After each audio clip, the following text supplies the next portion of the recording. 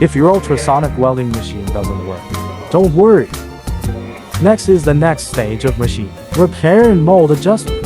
Continuing the content of the previous video.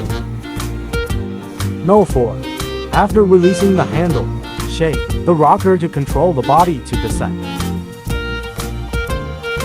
Note 5. Use the walking plate to lower the body until the workpiece is completely pressed.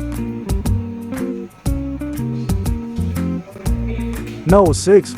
Rotate the 4 小时 horizontal screws below the flange to adjust the horizontal orientation of the welding head.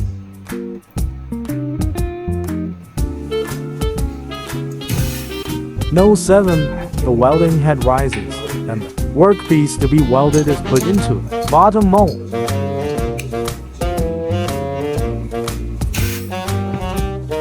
Follow the next video for the complete steps.